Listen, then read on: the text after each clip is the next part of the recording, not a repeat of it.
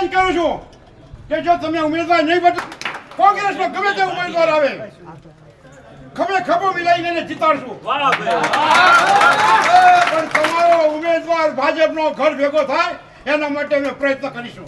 પણ વડીલોનો પણ વાંક છે કે ક્યાંય ને ક્યાંય ભૂલના કારણે આજે સત્તાધારી પક્ષ હોય કે અન્ય પક્ષો હોય આજે તળપદા કોળી સમાજને સુરેન્દ્રનગર જિલ્લામાં સાઈડ ઉપર કરતા રહે છે.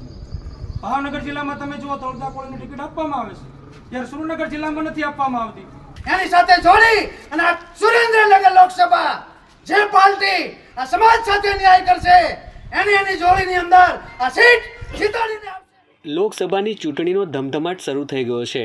મતદાનની તારીખ પણ જાહેર થઈ ગઈ છે, ત્યારે ભાજપ, કોંગ્રેસ સહિતના પક્ષોએ પોતાના ઉમેદવારના નામ જાહેર કરી દીધા છે. ગુજરાતમાં પણ ભાજપ, કોંગ્રેસે પોતાના ઉમેદવારો જાહેર કર્યા છે.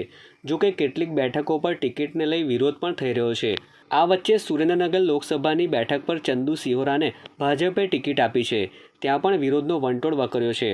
તળપદા કોળી સમાજનું સંમેલન યોજાયું હતું, જેમાં પૂર્વ સાંસદ સોમા પટેલ અને તળપદા કોળી સમાજના પૂર્વ ધારાસભ્યોએ સંમેલનમાં ખાસ હાજરી આપી હતી. સંમેલનમાં એક જ સૂર ઉઠ્યો હતો કે ભાજપ દ્વારા તળપદા કોળી સમાજ સાથે અન્યાય કરવામાં આવ્યો છે, એ સમાજ ચલાવી નહીં લે. પૂર્વ સાંસદ સોમા પટેલે જણાવ્યું હતું કે સૌરાષ્ટ્રની 3 સીટ તળપદા કોળીની છે, તેમ છતાં બીજા ઉમેદવારને ટિકિટ આપી ભાજપે અન્યાય કર્યો છે. મીટિંગ એટલા માટે કરે છે કે સૌરાષ્ટ્રમાં 3 સીટો તળપદા કોળીની છે. જુનાગઢ,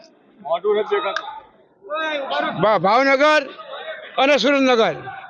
પણ છેલ્લા 3 વખતથી ભારતીય જનતા પાર્ટી અન્યાય કરે છે.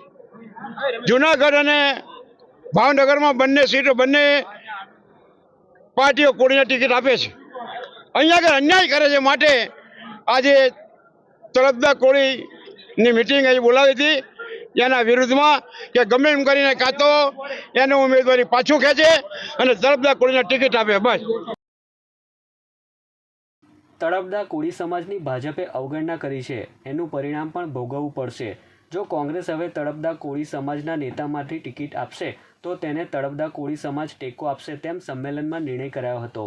આ અંગે ચોટીલાના પૂર્વ ધારાસભ્ય ડૉક્ટર ઋત્વિક મકવાણાએ જણાવ્યું હતું કે સુરેન્દ્રનગર કોળી સમાજની બોર્ડિંગ ખાતે આજે સમાજના સૌ લોકો મળ્યા હતા. સમાજને આ લોકસભા માટે નેતૃત્વ મળે એ માટેનું મનોમંથન કરવામાં આવ્યું હતું. સમાજે એ માટે કમિટી પણ બનાવી છે. સમાજનું નેતૃત્વ આ વિસ્તારમાંથી કોણ કરશે એની પેનલ સમાજની કમિટી બનાવીને આપશે અને એ લાગણી અને એ યાદી પ્રદેશના નેતૃત્વ સુધી પહોંચાડવાનો અમે પ્રયત્ન કરીશું. સમાજની જે લાગણી છે એ લાગણીને ન્યાય મળે તે વાત ગુજરાત પ્રદેશ કોંગ્રેસ સમિતિના મોવડી મંડળ સુધી પહોંચાડીશું. એ લાગણી એ લોકોએ વ્યક્ત કરી છે.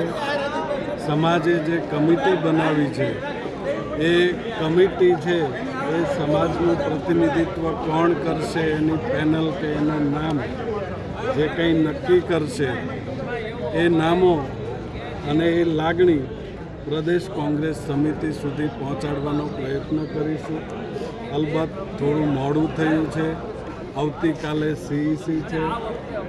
પ્રદેશનું નેતૃત્વ લગભગ કાલે નીકળવાનું છે, પરંતુ એ પહેલાં લોકોની જે કંઈ લાગણી હશે એ લાગણી પ્રદેશ સમિતિ સુધી પહોંચાડવાનો પ્રયત્ન કરીશું.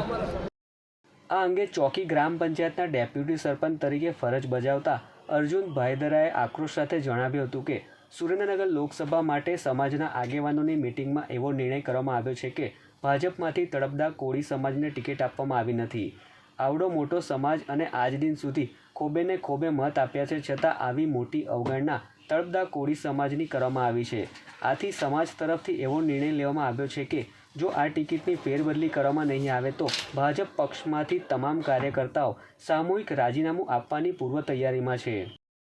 આજ રોજ સુરેન્દ્રનગર લોકસભામાં સામાજિક આગેવાનોની મિટિંગ મળી હતી. તે મિટિંગમાં એવો નિર્ણય લેવામાં આવ્યો કે જો ભાજપ પાર્ટી જો તળપદા કોળી સમાજને ન્યાય કરવામાં નહીં આવે તો તળપદા કોળી સમાજ જે પક્ષમાંથી જે તળપદા કોળી સમાજને ટિકિટ આપવામાં આવશે તો તેની સાથે રહેશે. આમ જોઈએ તો સુરેન્દ્રનગર જિલ્લામાં તળપદા કોળી સમાજના 4 લાખ વોટિંગ હોવા છતાં આજ દિન સુધી તળપદા કોળી સમાજને ટિકિટ મળતી નથી.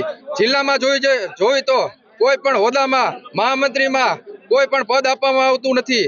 આજ સુધી જિલ્લા પંચાયતમાં પ્રમુખ તરીકે કોઈની વરણી કરવામાં આવતી નથી. તળપદા કોળી સમાજે ભાજપને ઘણું બધું આપ્યું છે. આજ દિન સુધી ખોબે ને ધોબે મત આપ્યા છે, છતાં સુરેન્દ્રનગર લોકસભા સીટમાં આવડી મોટી અવગણના તમારી ક્યારે સહન નહીં કરે.